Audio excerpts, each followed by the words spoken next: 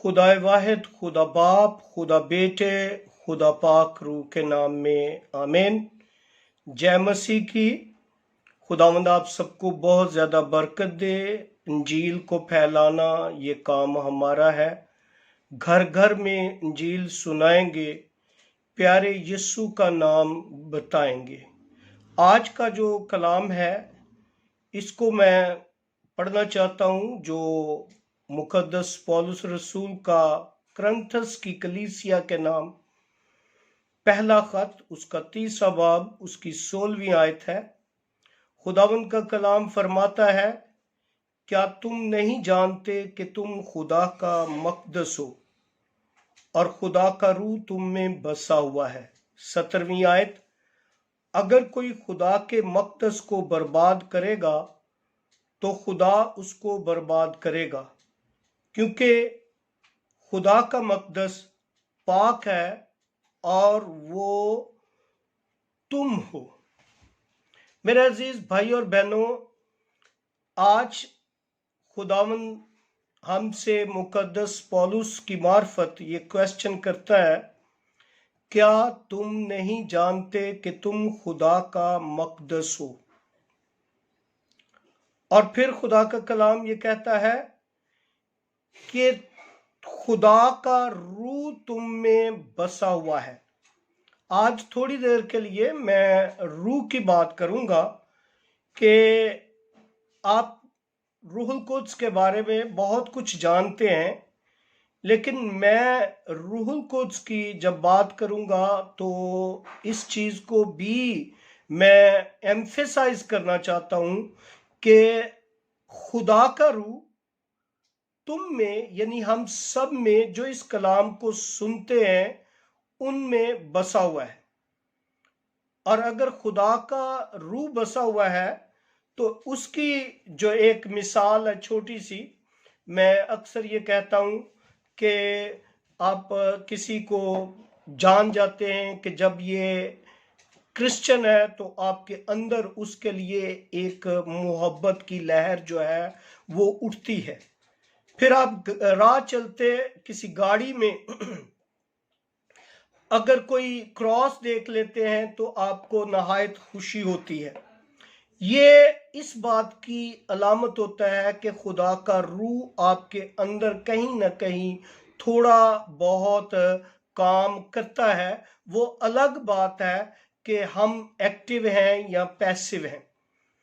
कई दफा ऐसा भी हो सकता है कि जैसे 10 कुंवारियों की तमसील हमारे सामने है कि 5 अक्लमंद है, 5 बेवकूफ हैं। अक्लमंदों का जो चिराग है वो जला हुआ है, उसमें आयल भी है, और बेवकूफों का जो चिराग है वो बुझा हुआ है और उसमें तेल भी नहीं है।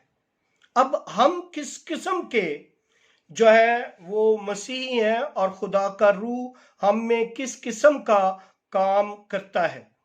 मेरे अजीज भाई और बहनों, मुकद्दस पौलुस गलतियों की कलीसिया के हवाले से खुदा का कलाम इस तरह बताते हैं। अगर आप मेरे साथ गलतियों का खत उसका 5वां बाब देखें तो यहाँ पर 5वें बाब में पहले जिस्म के फल हैं, जिसमें 5वें बाब की 19वीं आयत में जिक्र है कि अब जिस्म के काम तो जाहिर है, यानी हरामकारी, नापाकी, शहवत परस्ती, बुत परस्ती, जादूगिरी, इदावतें, झगड़ा, हसद। मैं ज्यादा आगे नहीं जाना चाहता क्योंकि टाइम थोड़ा है। फिर रूह के फलों की बात है, मगर रूह का फल मोहब्बत, खुशी, इत्मीनान, तहम्मुल, मेहरबानी, नेकी, ईमानदारी, हिल्म, परहेजगारी। और फिर लिखा है कि ऐसे कामों की कोई शरीयत जो है वो मुखालिफ नहीं। अक्सर हम बड़े शौक से अपनी जातों पर जिक्र करते हैं, ये बट्टी है, ये गिल है, ये मट्टू है, ये सोतरा है। और फिर हम बच्चों को उनके गुस्से से जो है बड़ी तशबीह देते हैं कि ये बड़ा गुस्से वाला है, ये बड़ा बदतमीज है, ये बड़ा जज्बाती है, और हम उसको जो है इस तरीके से कहकर उससे डरते भी हैं, लोगों को भी डराने की जो है वो कोशिश करते हैं। लेकिन कभी हमने इस बात पर गौर नहीं किया कि उसमें जो गुस्से या जज्बातीपन की रूह है वो खुदा से नहीं है। खुदा का रूह हमें तहम्मुल सिखाता है।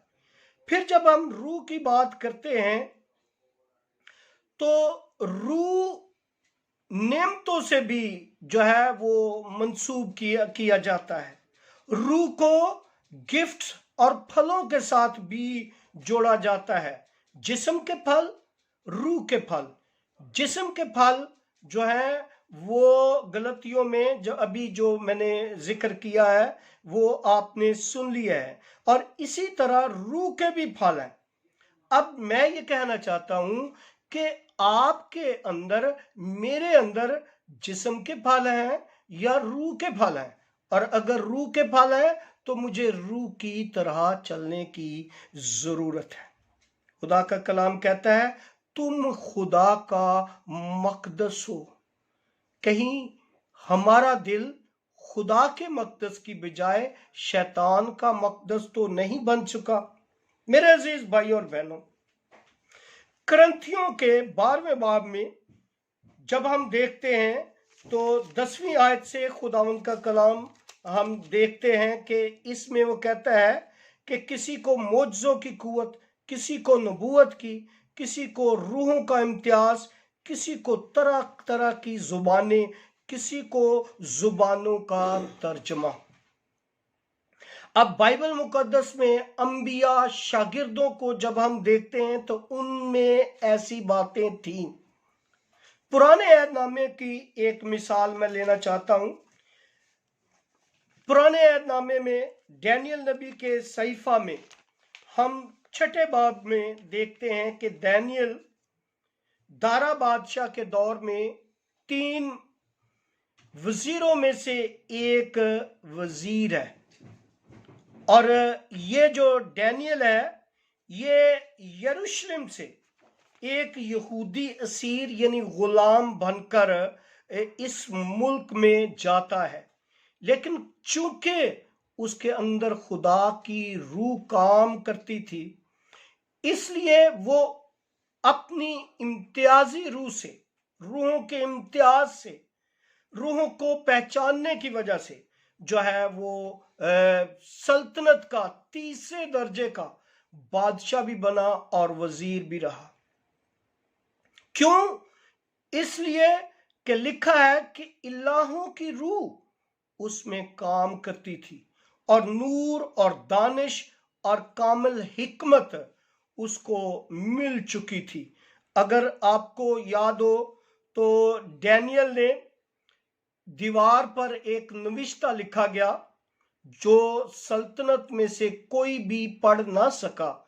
डैनियल ने उसको पढ़कर डैनियल ने बादशाह को पैगाम दिया कि ए बादशाह, यहां पर लिखा है मिने मिने तकीलो फरसीन, जिसका तर्जमा है खुदा ने तेरी ममलिकत का हिसाब किया और उसे तमाम कर डाला। इस वजह से दानियल को जो है वो 3रे दर्जे का हाकिम बनाया गया। फिर दानियल 2 बातों से और भी ज्यादा मशहूर है कि शेरों की मान में डाला गया और वो सही सलामत अगले दिन निकला। जो उसके दुश्मन थे जिन्होंने उसको शेरों की मान में डाला, जब अगले दिन बादशाह के हुक्म से उनको और उनके बच्चों से को उसमें डाला तो शेरों ने उनको जमीन तक भी ना पहुंचने दिया और कैच करके चीर फाड़ दिया। सिर्फ यही बात नहीं, आपको ये भी पता होगा कि सदरक, मिसक और अब्दुल नजू को जलती भट्टी में डाल दिया गया, और खुदा ताला की रूह उन तीनों के साथ चौथी शख्सियत बनकर जो है उस आग की जलती भट्टी में रहे। मेरे अजीज भाइयों और बहनों, आज हम पर भी बहुत सी आजमाइशें आती हैं। हम अमेरिका में हो, हम पाकिस्तान में हो, हम दुनिया के किसी भी कोने में हो, आजमाइश इंसान का एक हिस्सा है जो उसको मजबूत बनाती है। आप जरा अपनी जिंदगियों में देखें, आपके इर्द गिर्द लोग आपसे कितने जलसी करते होंगे, लेकिन डैनियल की तरह हमें मजबूत रहने की जरूरत है। डैनियल की तरह दुनिया कुछ भी करे, हमें खुदा के दामन को कभी भी छोड़ना नहीं चाहिए। आपको इल्म होगा कि बावजूद इसके के मना किया गया था कि सिर्फ बादशाह के अलावा और किसी को सिजदा न करे, लेकिन डैनियल यरूशलेम की तरफ मुंह करके अपने कवाड़े पर खड़ा होकर खुदावन की इबादत करता रहा। आप किसकी इबादत करते हैं? हम किसकी इबादत करते हैं? हम किस रूह से हैं और हमारे अंदर कौन सा रूह है? हमारी जात कहीं हमें खुदा से दूर तो नहीं कर रही? डैनियल में कौन सा रूह था और मेरे अंदर कौन सा रूह है? आपके अंदर कौन सा रूह है? मैं ये चाहता हूं आखिर में कि आप मेरे साथ डैनियल नबी का सहीफा उसका 6